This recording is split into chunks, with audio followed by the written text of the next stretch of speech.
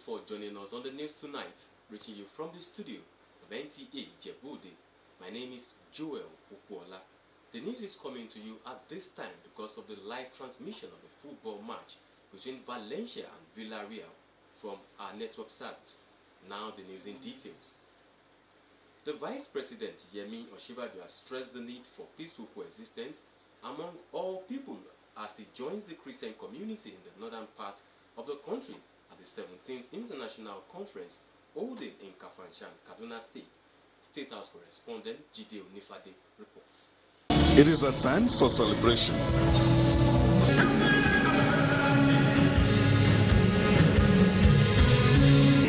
And also a time for reflection at the 17th International Prophecy Prayer Conference here in Kafanchan, Kaduna State. Among the congregation is Vice President Yemi Osinbajo, who is invited to speak in blessing of the people and the nations of the church.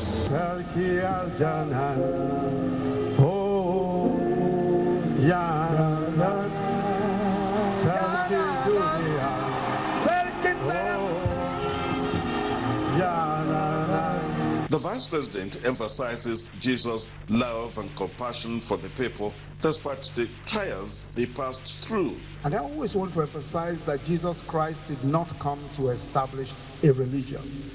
And while making references to various areas in the Bible, Vice President Osinbajo calls for peace, forgiveness and righteousness.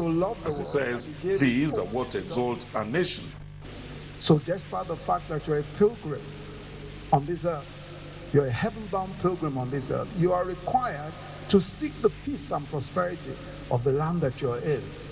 You are required to pray to the Lord for it, because if it prospers, as the scripture says, if it prospers, you too will prosper.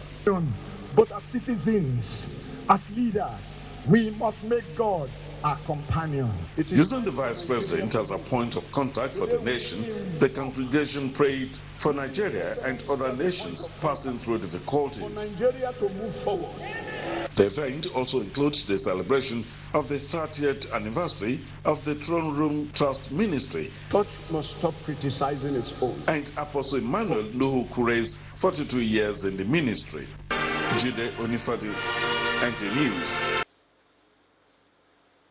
The House of Representatives Committee on Power says the federal government's huge investments in the nation's power sector, which from 2015 till date amassed more than 900 billion naira, should be justified by regulators and operators in the sector.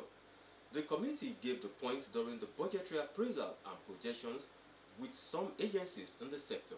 Here are the details of that report.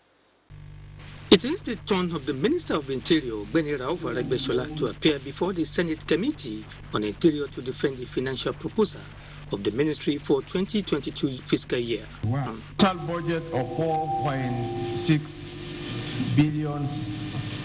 In the light of the humongous security challenges we are facing, it's a chicken pit. All the places we are having security challenge, for example, in the North Central Zone, most of those areas are associated with illegal mining by foreigners. For the minister, the historical and geographical structure of Nigeria created a lot of security issues. Notwithstanding, criminal elements will have technology to contend with. We are working very, very hard to secure our border. That we put 24-hour satellite based electronic surveillance of every inch of our border to spot real criminals. At another defense before the Senate Committee on Federal Character and Intergovernmental Affairs, the committee has assurances of the Permanent Secretary, Tijana Umar, that the VIP section of the clinic will be delivered before the end of this administration. From the National Assembly, Dayo Gunshola, NTA News. Traditional rulers and other stakeholders have been called upon to join ongoing effort to end insurgency in the country by using their spheres of influence to drum support for the Nigerian military, who are in the trenches fighting insecurity across several fronts. Now this is the message that a media advocacy group, Prayer and Support for Nigerian Armed Forces, is currently taking around Lagos State to shore up for the civilian populace, to shore up support rather for the civilian populace. Adeni Taiwo reports. The message by the media advocacy group, prayer and support for Nigerian military, was clear. Our military requires and deserves our support. The Oloja and his council agreed with the group that it is in the interest of everyone to support them with prayers and actionable intelligence. We can't give them money. We know what we can give them. But with prayer, it will go a lot. And it will help them a lot. Because God will listen and hear our prayer. He came to come and appeal the KBC to help us talk to his people, to join us in supporting, in praying for our armed forces. The message also resonated well with over 2,000 students at the Ekpe campus of Yaba College of Technology who promised to use their influence on the social media to change the narrative. Americans wake up every day and said, God bless America. So we will also want Nigerians to wake up every day and say, God bless Nigeria. During a solidarity visit to the Nigerian Army Ordnance School, Ekpe, the commandant, Major General Adeyemi Alabi, says the military is unwavering in its commitment to ending insecurity in the country. And raising awareness of the need for the populace to support the armed forces is a welcome development. There is no question about the gallantry and commitment of the Nigerian Army. Their track record speaks for them.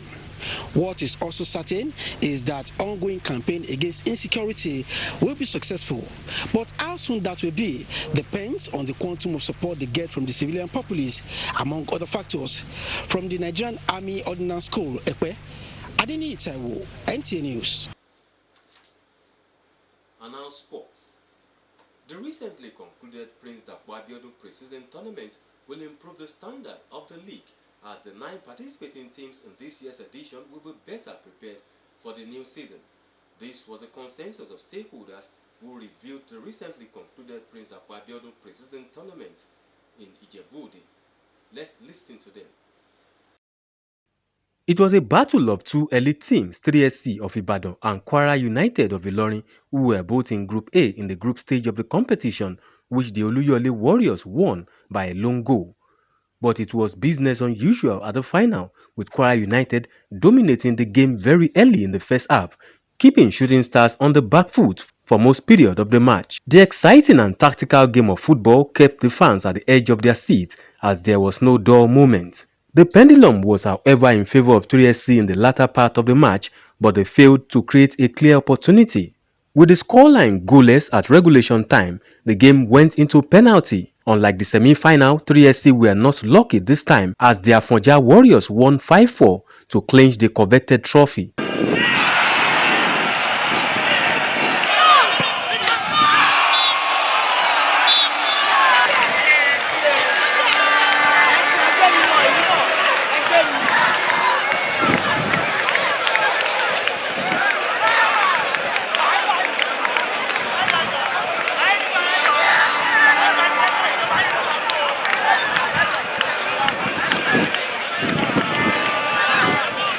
The organizers presented the trophy to the winner of the 3rd edition.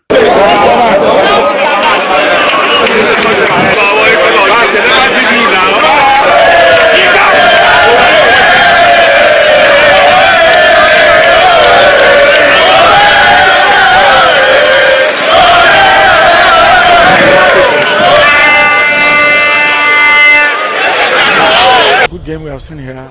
The two teams exhibited good quality of football, and they have told you whether they are ready for the coming season. That's, in a nutshell, that's what we have seen here today. What improvement are we going to be seeing in this pre-season tournament? I will be looking forward to having the private sector supporting what we're doing, and ultimately what we intend doing is making it an international thing, so where we'll be able to bring in the league winners from various countries, and everybody will come to Ijebu ode. Even our first match, when we made the first game of this tournament, that is the same way we played. We missed so many chances. Again, the same thing happens. But that's our style of play. They cannot match it up. And that was the reason why we were able to dominate the game. Winning the trophy is not even the main target. Our main target is to come and prepare ourselves towards the MPFL.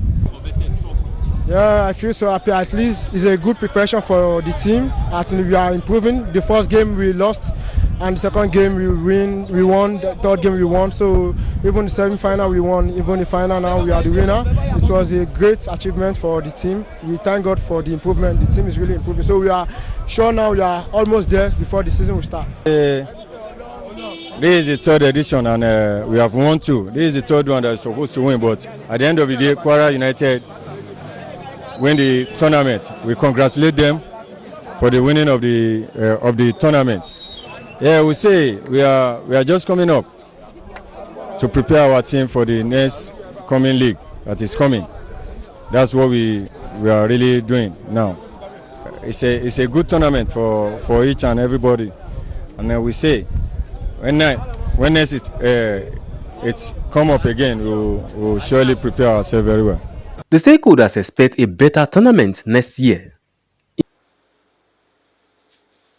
To end the news, here is a recap of our major stories. The Vice President, Professor Yemi Osinbajo, has harped on peaceful coexistence among Nigerians. The Senate has urged those managing the nation's power sector to justify the huge investment of government in the sector. And lastly tonight, we inform you that Nigerians have been urged to provide support for the Nigerian military in the fight against insurgency and insecurity in the country. That does it on the news tonight. Thanks for staying with us. I am Joel Ukbola. Enjoy the rest of your weekend.